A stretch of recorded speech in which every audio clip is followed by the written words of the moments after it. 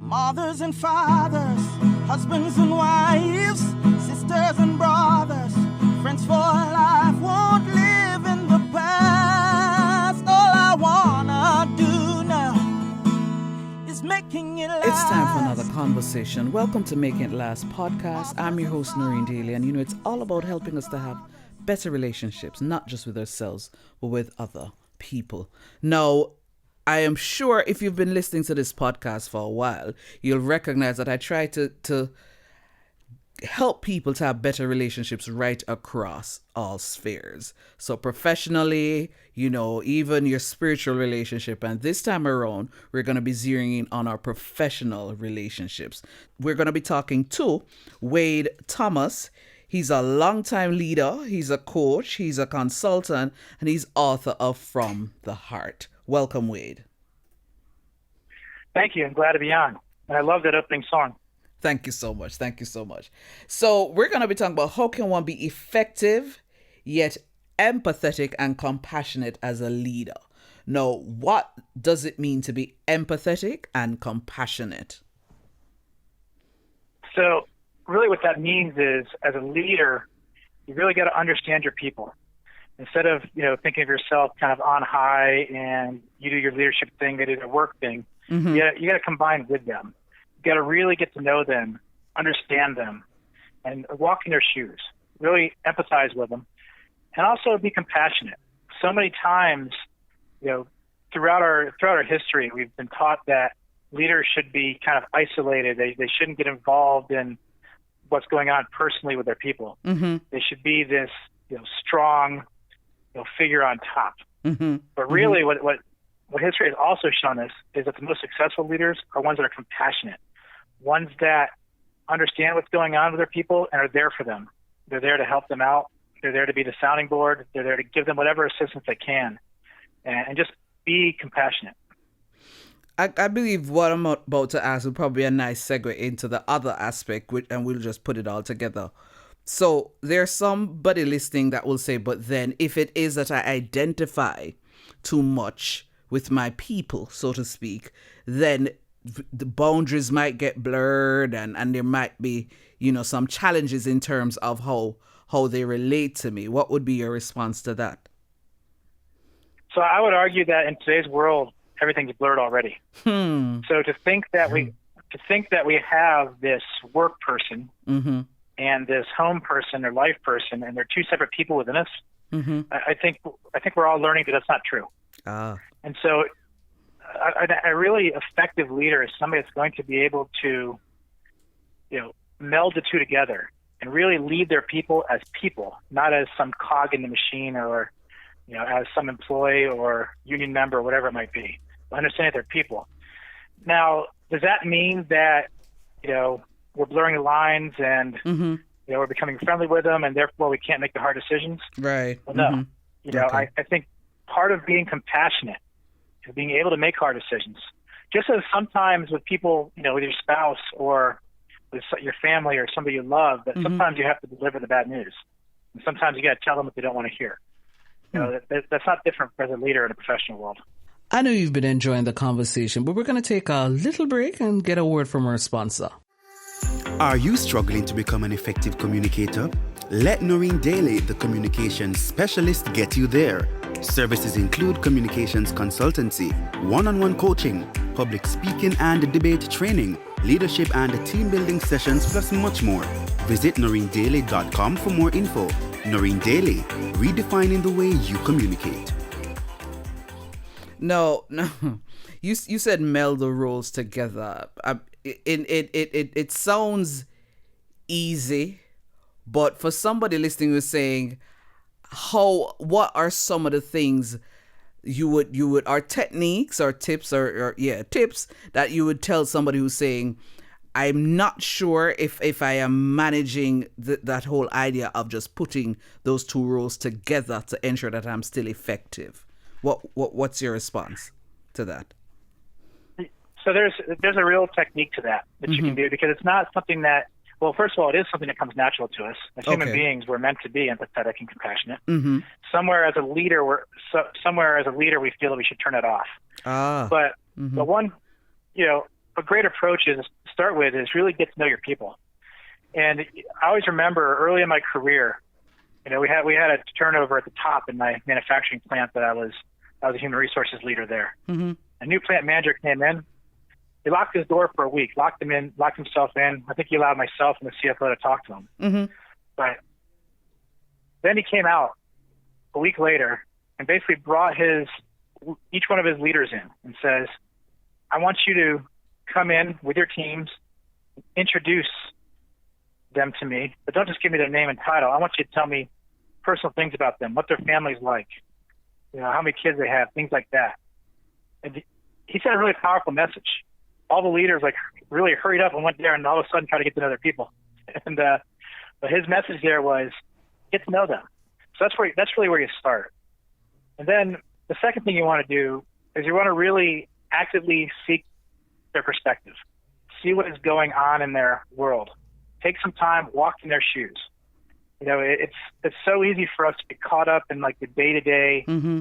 tasks that we have as leaders that we kind of forget that our real mission is to lead the people underneath us. And that really does involve getting out there with them, walking in their shoes, understanding what their challenges are, understanding what's going well, and getting to know, that not just in work context, but also in their home context, really understanding them. And then the next step on that is you really want to kind of create an environment of psychological safety. That's a word that we're starting to hear more and more about. But the idea there is you want people to feel safe to speak their mind. Mm-hmm. And what that does, it creates innovation, it creates collaboration, creates trust. And that's really that environment. But in order to get there, really the big thing you can do is really consider how you handle failure. That's something that we've all been, many of us have been taught that failure is bad. That was the management thinking, maybe over the past century. But it's not necessarily bad. There's really three types of failure that's out there. There's preventative failure, what I call preventative failure, and that is failure that could have been prevented. Okay. So you knew you were doing something wrong and you did it. Or you've made that same mistake over and over again and you keep doing it. Mm-hmm. So that's failure that failure is not good. That is not good failure. And so you should address that appropriately. And there's a second kind that I call circumstantial failure. Mm-hmm. And that's something that's really beyond your control. So we saw that a lot in the U.S. with COVID.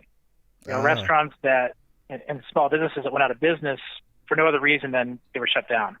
Customers stopped coming. It had nothing to do with how they ran their business. So that's not failure you want to encourage, but you don't want to hold somebody to the fire on that either. The third type is the type I want to focus on. This is where most failure occurs. It's what I call learning failure. And this is failure that occurs because people tried something. They tried to be innovative. They tried to help the organization, and they just didn't get it right. They failed. And you want to encourage that because that's how you learn. The strongest learning that you have is through failure.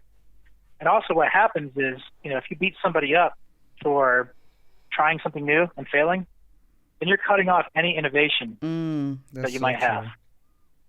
That is true. And if you, and even more sinister, if somebody delivers bad news to you and you cut them off, then you're probably not going to get bad news anymore, which creates all kinds of issues. So if you consider how you handle failure, you'll really get to that area of psychological safety that's just so important. I know you've been enjoying the conversation, but we're going to take a little break and get a word from our sponsor.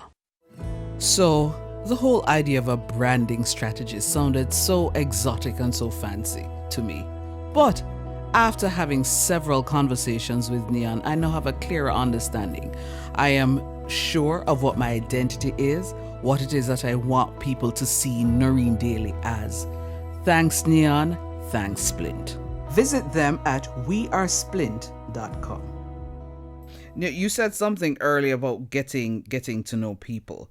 And then you said this is even outside of the workspace. But a lot of persons believe that to ensure that you maintain professionalism, you must always just ensure that work stays at work and home stays at home. So how then can you really get to know your people if you're of that mindset and if the people that you lead are also of that mindset? So I think you have to challenge that mindset. And that was a very prevalent mindset, I think, in the 40s, 50s, 60s, 70s. Mm-hmm. Maybe into the 80s. Mm-hmm. But things are a lot blurrier now. People have friendships at work. People are doing work stuff when they're at home. We all have smartphones. Mm-hmm. People are doing home stuff while they're at work. Again, we all have smartphones. And so it really helps to kind of think about it this way. If you're really going to lead them, you have to know to hold them. I love that. There isn't just a work them. It's not just a work them and a home them. It's a hold them. And if you look at the great leaders, they know who works for them. Yeah. Are all of what you're saying in your book? Yeah, most of it. A lot of this came from, just to give you a little history on the book. Mm-hmm. I was sitting in a swimming pool one day, and I was kind of reflecting back on my career, and I had a pretty good career trajectory. Mm-hmm. I rose all the way up to a C-level executive. And I just asked myself, why did I get there? What can I tell people to help them follow the same path? And that was the basis of the book, which is called From the Heart, which is achieving epic results through building a heart-based culture of compassion and empathy. And if somebody's listening and they want to get your book, how do they get it? You can find it on Amazon. Okay. So that's Wade Thomas, From the Heart. Yep. Yeah. In fact, that's the way to do it, is From the Heart, Wade Thomas, because there's actually a fiction novel by Nora Roberts that seems to get a lot more advertising than I do by the same name. Okay. So put my name in there. Okay. So as we're wrapping up, Wade, if it is that you had to say give a 3-step process in terms of how somebody can be effective yet empathetic and compassionate as a leader, what would that 3-step process be? I'd say know your people. Make them feel safe psychologically, mm-hmm. and then help them remove the barriers to their success. Thanks so much for sharing on this podcast, Wade. I enjoyed it. This is Noreen Daly. This was Making It Last podcast, where it's all about helping us to have better relationships, not just with ourselves, but with other people. Until next time. Making it last is all I care to do. You loving me, I loving you. Mothers and fathers, husbands and wives,